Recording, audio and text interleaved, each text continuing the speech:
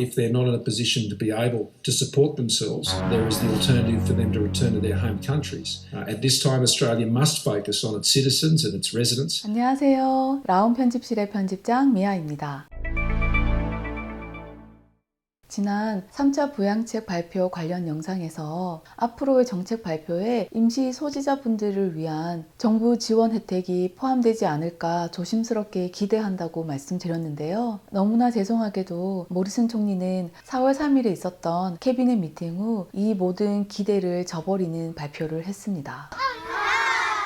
우선 이번 발표의 키포인트는 호주 정부는 현재 국가 비상사태로 호주 자국민들을 위한 서포트에 초점을 맞춰야 하기에 임시비자를 소지한 사람들을 위한 지원 정책은 앞으로 없을 예정이고, 호주 자국민이 아닌 경우 만일 스스로가 경제적으로 서포트를 할 수 없다면 지금 본인의 나라로 돌아가는 것이 낫다라는 내용이었습니다. There is the alternative for them to return to their home countries. 하지만 만일 호주 정부의 지원 정책이 없더라도 이 상황을 우리와 함께 헤쳐나갈 의지가 있다면 비자 연장과 조건에 대해서 준비해보겠다라고 덧붙이기도 했습니다.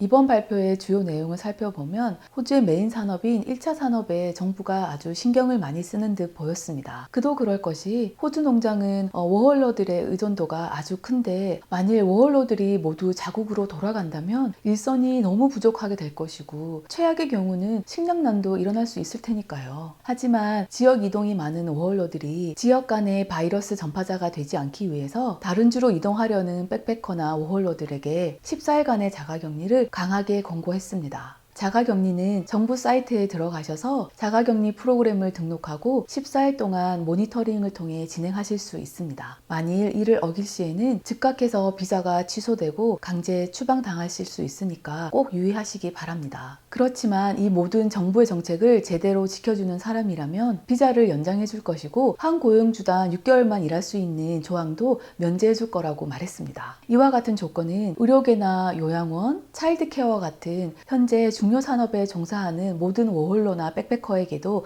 동일하게 적용됩니다. 이런 직종에서 일을 하고 있는 워홀러들 중에서 현재 비자가 만료됐다고 하면 앞으로 6개월간 추가로 비자를 연장해 준다고 했습니다. 유학생들 중에서 의료계나 요양원 같은 직종에 근무하는 학생들에 한해서 2주에 40시간이라는 근무시간 제한도 철회했는데요. 대형 슈퍼에 종사하는 유학생들은 5월 1일까지 적용됩니다. 그리고 호주에 지난 11개월간 거주한 유학생에 한해서 이번 회계 연도에 만불까지 조기 연금 환급이 가능합니다. 고용주 스폰 비자를 가지고 계신 분들도 이번 회계 연도에 만불까지 연금 환급이 가능합니다. 고용주 스폰 비자 같은 경우에는 이번 사태로 인해서 잠정적인 휴직에 들어갔거나 근무 시간이 줄었을 경우에 앞으로 비자를 연장할 때 불이익이 없도록 할 것이라고 말했고요. 이 말은 스폰 비자를 받게 될 경우 처음에 계약한 일정 금액의 연봉과 근무 조건이 있는데요. 일반적으로는 이런 조건을 지키지 않으면 비자 연장이 거부될 수 있지만 코로나 사태로 인해 발생한 상황들은 제외시키겠다는 뜻입니다. 현재 스폰 비자를 받고 계신 분과 그분들을 고용하고 계신 많은 고용주분들께서 정말 고민이 많으셨을 텐데요. 작게나마 한시름 놓게 되는 내용이었습니다. 그런데 만일 이번 사태 때문에 해고가 되신 경우에는 안타깝지만 이번 정책에는 적용되지 않습니다. 또 이렇게 각 비자별로 너무 많은 정책이 발표되었는데요. 점점 더 혼란이 가중되실 것 같아서 우려가 되지만 일장일단이 있으니까 꼭 잘 확인하셔야겠습니다.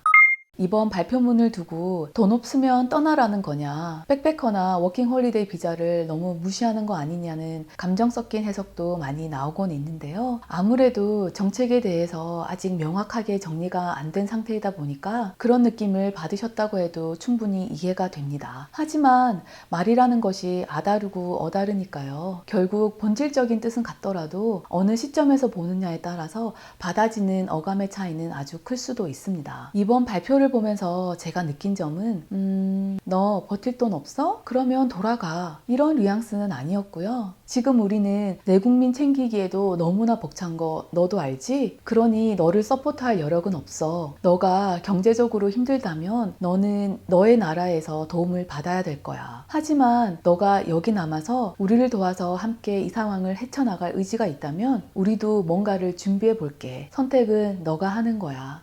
였습니다.